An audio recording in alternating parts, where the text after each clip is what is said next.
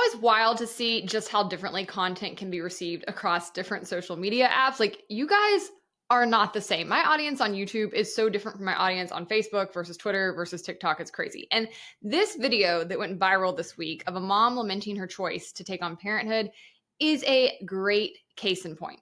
If you are debating having children, please stop and listen. My dream since I was a little girl was to have a baby. I wanted to be a mom. All I ever wanted was one little girl, and I was going to name her Harley, and my dream was going to be, that was it. That was the dream. I actually was given my dream. I married everything I ever put on paper for a guy that I would want. He's that and more. And then I get pregnant, and I have a daughter. I have a girl. Oh my God. Dream come true. I was like, this is great. Because I've only really ever wanted one child, and I wanted just one girl. And I was like, well, thank you, God. I regret making being a mom my dream. And I wish that I did not have that as a dream. I have been severely disappointed with the dream. And my daughter is the cutest, most beautiful, fun, smart little girl, and I love her more than anything on this planet. I would give my life for her in 2 seconds. I would do it all over again for her 1,000,000 times over. All of that is facts. But what also is a fact at the same time is I was dreaming of a life that I had no idea what it was about. It's not just a few moments of like, no, don't do that. A few smelly diapers, and you're just gonna have this happy-go-lucky family. No, that's not reality. That's not real life. You know what is real life? Me being at home, thinking that being a stay-at-home mom was a dream, and I actually was given the opportunity. And now we're in a position where I don't really have a choice but to stay home with her right now. It's temporary, thank God. But being a mother is the most draining experience of your life. It changes every single person around you. Every single person around you. Every single friend, every family member, the relationship with your husband, the relationship with yourself. I am so fat. I don't recognize myself at all. I was so much more fit before I had her. I was geared the fuck in. None of my clothes fit me. My husband works a lot more than he used to. So spending time with him, it's not like it used to be. We are in bed the latest at 9 o'clock every day. The world is the most terrifying place that it's ever been in for us as a country. And the thought that I can't do whatever I have to do to survive because I have her and I need to make sure that she survives, and I'm terrified of what her future is going to look like. I can't take by myself. I can't eat when I want to. I can't go out and just get a Dunkin' whenever I want to. I can't film a video whenever I want to. I can't scream whenever I want to. I can't go to dinner whenever I want to. And let me explain this, because if someone were to tell me that with how bad I wanted children, I would have just said, I'm willing to make that sacrifice. I love my future baby more than anything in the world. I want to make that sacrifice. You don't know what you don't know. You thinking that sacrifice, all of those things, isn't going to change you. And not just change you for good, like, some of parts of me have changed for the worst, okay?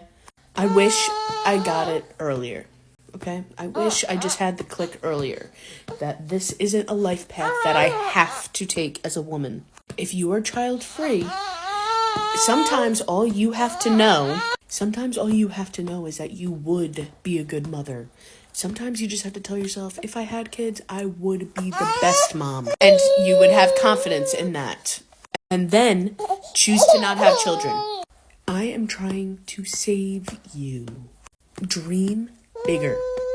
Dream bigger. Now, I Loved her video and her willingness to be vulnerable and honest online in ways that could help other women. I thought it was very brave. And on TikTok, where she first posted this and where the user base tends to be more heavily female, her video was met with encouragement, with gratitude by other women, and with camaraderie in the comments. Just a few examples. This woman said, "I'm a mom of 2, and I've always said that moms need to be more honest with each other about what motherhood really is. I wouldn't change it, but I wasn't prepared." Another woman said, "This may be exactly what I needed to hear." Kara T said, "So well said. It's so hard to vocalize this without sounding ungrateful."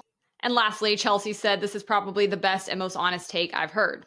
But then the people on Twitter got a hold of this video. It jumped platforms, where I guess I should point out that the user base is much more heavily male and conservative, and they are currently ripping this woman to shreds, calling her selfish, claiming she's trying to fearmonger other women, or proclaiming that she needs mental help. And I have so many problems with the attacks on this lady. I don't know where to begin, so I want to talk about today.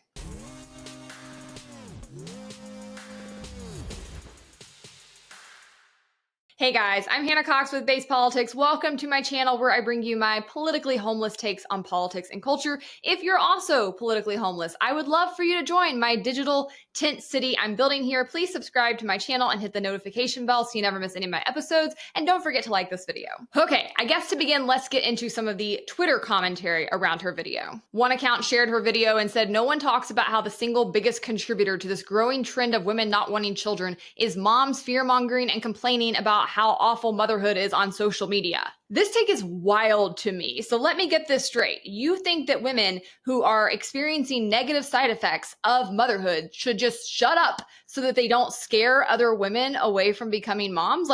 I don't think you have to think through this one all that deeply. If you need women to be completely in the dark about motherhood in order to willingly take it on, there might be something deeply wrong with the structure around motherhood, and that should be the problem that you focus on versus attacking women and mothers who are authentically sharing their experience and trying to help other women. This guy said, "It's one thing to say, hey, motherhood is hard and here's what I'm going through. It's quite another to fearmonger and tell people they shouldn't have kids because of the climate or current political leanings of the country." Well, first and foremost, that's not what she did. She didn't come on and say, don't have kids because of the climate or don't have kids because Trump is president. So this guy doesn't have very good listening comprehension. There are a lot of people who choose not to have kids because they feel like it is unethical to force life onto another being, a being that they're going to love more than anything, and send it out into a world where its propensity to be harmed is through the roof, and into a world where they feel like things are progressively getting worse, not better. And so they don't feel like they have the confidence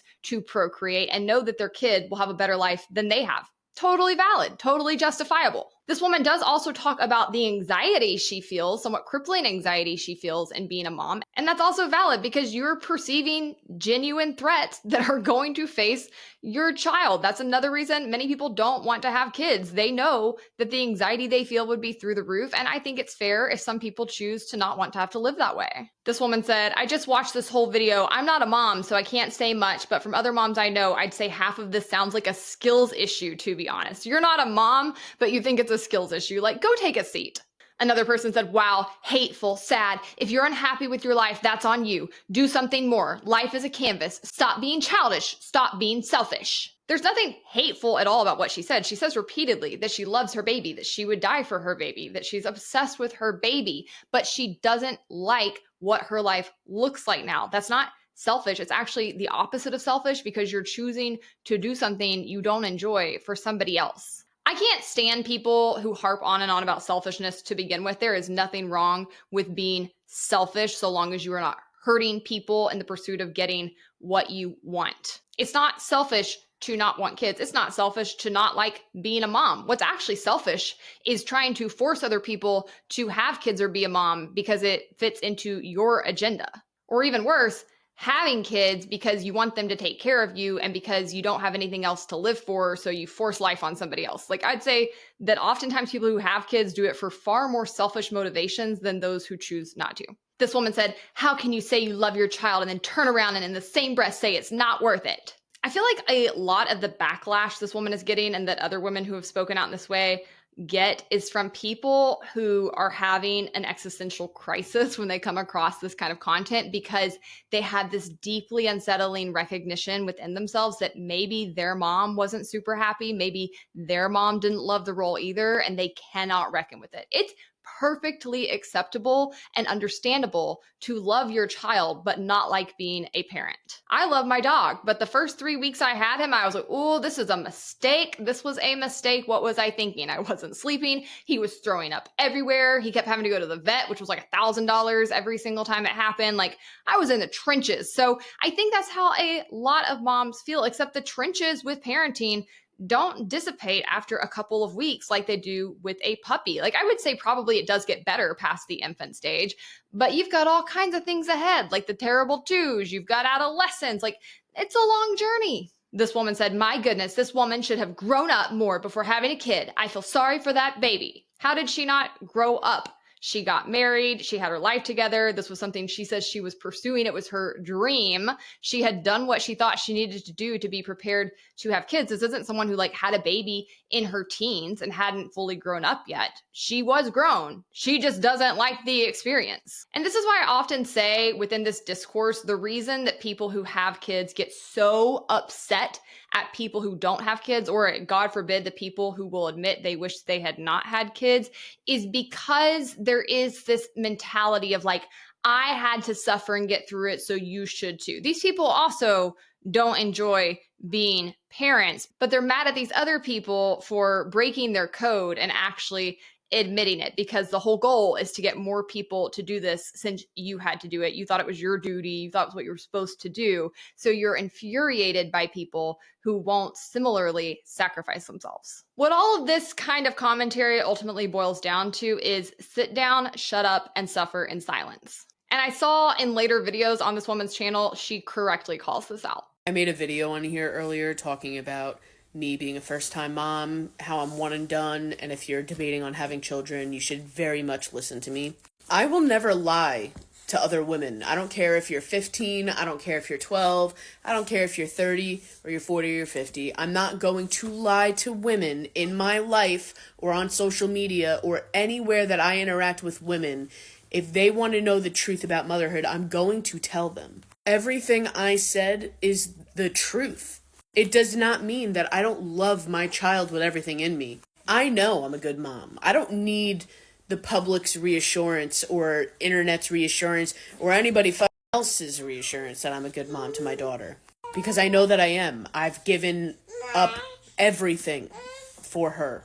I've given away my soul for her, my body for her, my career for her. My life as I knew it is gone for her. And I love her and I will do it again in a heartbeat. But people need to understand what having children, what that means for a woman. I love that she's refusing to back down, because getting this kind of online attention is hard to go through. And it does seem like she was already struggling somewhat. So Godspeed to her, but she's got a real backbone and I love to see it. Now, the most troubling commentary I saw to her and about her were people that were actually diagnosing her from afar with postpartum depression or attributing her feelings to mental illness. On Twitter, this account said, I'm begging y'all to realize that this is full-blown 5-alarm postpartum depression and she needs help. She desperately needs help. She's obviously wrong. She obviously should not record herself saying these things, let alone post it. She obviously will regret this once she comes out the other side, but Lord have mercy, she needs support. I hate this kind of passive-aggressive, fake nicety thing that women do. Like, I'm just worried about her. No, you're not. If you were worried about her, you would listen to her and understand that her speaking out is taking agency in the situation. But instead, what you're actually trying to do by writing this off as some kind of a mental health diagnosis is evade confronting what she's saying, because you clearly find it unpleasant and threatening. So if you diagnose it as mental illness, then none of this is valid. Nothing she said is valid. She's just mentally deranged. And I'm very worried about her and hope she gets help. And there was a ton of this on Twitter. This woman said, this poor woman is clearly in the throes of postpartum depression and has no support system. She needs medical help and mom friends. This is no more representative of all motherhood than the folks who say it's constant sunshine and rainbows. Now, she didn't say that she was representative of all mothers. In fact, she has said the opposite. But she is representative of a lot of mothers, and it seems that what you want to do is shove those women into an institution and medicate them up so that they will be silent. She says that she does have a support system. In fact, she says her husband is a very involved partner. She says her mom lives nearby and is helping. But you know what? Having a support system does not mean that you will enjoy being a mom. There are plenty of people who do love being a mom. My mom was one of them. She popped out 4 of us, and I swear she'd do it again right now if she could. Like, she loved having kids. In fact, she loved it so much, she wanted us to like stay home with her, and she homeschooled us. Like, she loved it. And now she loves being a grandma. That woman loves kids and should have been a mother. And for people like that, they are not going to be swayed away from having kids by this woman's experience, because people who know that they will love it and who are very committed to pursuing that goal are going to do it, and they're probably going to thrive in it. There are a lot of women who do thrive in motherhood. But all of that can be true while recognizing that many women do not thrive in motherhood and probably should not be mothers. That's a decision that can only be made at an individual level, but it should come from a place of having a thorough understanding of what you're taking on before you make a life-altering permanent decision. So if you're mad at women for speaking out when they've had the opposite experience, it doesn't seem like what you're after is truly ensuring that women who want to be moms have support and feel encouraged in that and feel supported in that. What you're wanting to do is browbeat all women into making that choice. So you don't actually care about what's good for the whole of all women. You want a one-size-fits-all approach. I don't personally think there's any signs that this woman has a mental health issue at all, or that she has postpartum depression. I actually have an issue with postpartum depression and these diagnoses being handed out so flippantly. I think there is an actual psychosis that can occur during this time period for some women, but it's pretty rare. It's like 1 or 2 cases out of every 1,000 women or so. And that does need serious medical intervention to ensure that that woman is not a danger to herself or others. But the vast majority of the time, when we're talking about PPD, it's not a psychosis. It's not even something that you could tangibly prove exists. And this is often the problem with mental health disorders. Until you get into the more severe diagnoses, it can be a little bit difficult to quantify. Like, is this something where the person is having an adverse reaction to a situation that should not be triggering them in such a way? Or is their anxiety or their depression actually pretty valid, and we're just putting them on a pill to cope with it because that's easier than dealing with the negative reality in front of them? And I think we listen to this woman's video. I mean, she's definitely not in psychosis. She says nothing that in any way indicates she's a harm to anybody. She says she loves her baby. She would fight for her baby no matter what. She is obsessed with her baby. So I'm not hearing any signs of this woman being harmful or having harmful thoughts. I don't hear her saying anything that sounds like she's even about to like take off and abandon the baby. Nothing. She's saying, here is my day-to-day lived experience. Here are these things that I hate. Here are these things happening to me and around me that I feel out of control of. And I wish I'd had more information before stepping into this because I would have made a different decision. She's perfectly rational. And I think a lot of women that go through postpartum depression are actually having a natural reaction to going through the trauma of pregnancy and then the birthing experience and then having to care for an infant where you're sleep deprived. I mean, I find it weird to not be depressed if I went through that. Fortunately for my sanity, other women were making similar pushbacks to me on this front. This person said, it's not postpartum depression. It's the full weight of reality landing. Being a parent is labor and not a happy and love fairy tale bed of roses. This is the deal. You eventually get used to the labor of love, but this is the deal. My son is 24. Another woman said, PPD and hormonally taking overweight is real, but how much is just the reality that motherhood is a moment-by-moment sacrifice to a generation who was taught to absolutely live for self-passions, pleasure, glory, and comfort? I believe a lot of reckoning with this is labeled postpartum depression. Another woman said, it's not always postpartum. Sometimes it's just the reality of being a mother for a lot of women. It's a lot to take on. And I saw people making comments like this too. This guy said, I watched almost the entire video and listened to her carry on about how being a mother was not what she expected. I'm sorry, but what did she expect it to be like? Kids are a full-time job for both parents who are fully committed to raise them. Well, she probably expected it to be like the false bill of goods society has sold her, and that the right is increasingly trying to push on women, given these pictures of women who are like super fit, they're supermodels, dressed in beautiful clothes, prancing around their mansions with horses and babies, and being like, why doesn't every woman want this? Why don't all women want this? It's pretty ridiculous to me to argue that women are usually given a lot of insight into what being a wife and mother actually entails. And this has been intentionally done throughout history. I was rewatching Gone with the Wind the other day because my husband had never seen it, and I finally talked him into watching it.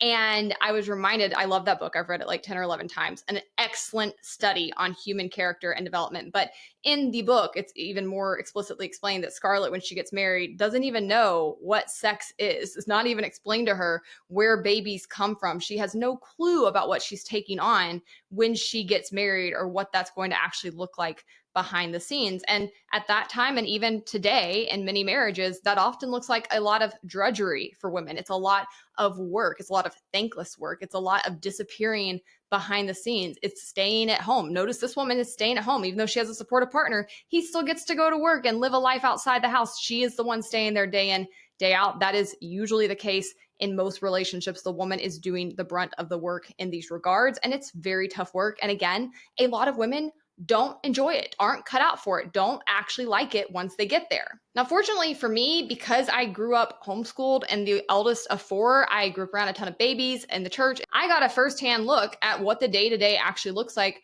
raising kids. I'm kind of surprised more women don't, but I suppose maybe they're not the oldest or they get sent off to school, so they don't really pay attention to what their mom's day-to-day looks like. I don't know. Either way, I feel like that experience enabled me to clock the fact pretty young that while I liked kids and I enjoyed taking care of babies from time to time, that I did not want that to be what I did with the vast majority of my days. I don't think it's fear-mongering for grown women to use public platforms to educate younger women who might not be getting that kind of firsthand knowledge. But make no mistake, there is a push to silence them. This doctor actually went viral on Twitter a week or so ago. She said, as a urogynecologist, I cannot emphasize more strongly, literally am begging women to learn about what actually happens and can happen to your body during childbirth before getting pregnant. Don't be blindsided, go in prepared, ready, and certain in your choice to be a mother. And she said, if learning the facts helps you decide you don't want to give birth, great. If it helps you decide that you do, also great. Either way, you'll learn that there is help so that you don't have to suffer from birth injuries like your mother and grandmother did. And when I tell you the pitchforks came out for this woman, I cannot even emphasize it enough. People were furious at her for writing this. And predictably, they tried to claim that she was fear-mongering women. Telling women to become educated about their bodies and the process of giving birth is fear-mongering. Then maybe there's something really scary about the process. And I think maternal mortality rates in this country would reflect that. Here's a good example. Allie mockingly wrote on Twitter, quote, "No one fearmongers about pregnancy," and then shared the screenshot and said, "A good portion of doctors would genuinely be more understanding of your decision to seek medical euthanasia." Another person, Lizzie, quote tweeted her and said, "This is so true and really gross. So many people view pregnancy as something bad for women when it's literally what our bodies are designed to do." This is high-key crazy to me. When you find yourself on the side of advocating against doctors giving women more information about their bodies, like, you're probably in the wrong camp. And if it was so natural and there were no problems with it, then there wouldn't be so many horror stories to tell women about in the first place. It's good for people to be able to make informed decisions about this. Birth control and the ability to family plan is a good thing, not only for the individuals who don't have to have kids when they don't want them, but also because unwanted kids end up being a really big problem in society.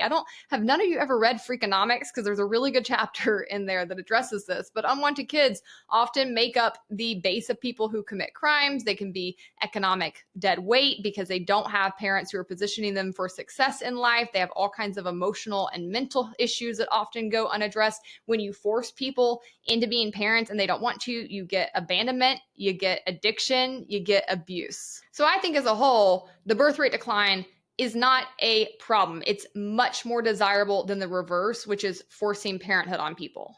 But there's currently a huge push to use our government and to create new programs and to use our money to coerce women back into these roles. And if you're not paying attention to this, you need to be. So let me say very simply, I want more babies in the United States of America.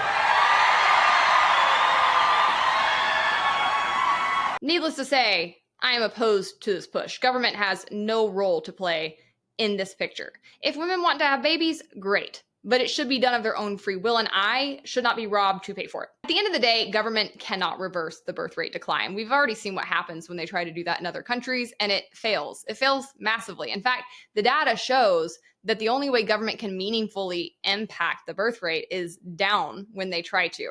So aside from government getting out of the market and therefore allowing some of the economic issues people are facing to resolve themselves, there's simply not a role for the government to play, because this is a very deeply personal decision that is made at an individual level. And if you want more women to make the decision to opt in, a lot has to change outside of the government. Society is going to have to evolve and adapt and address the real reasons that so many women feel like this woman do, and so many women are deciding to walk away.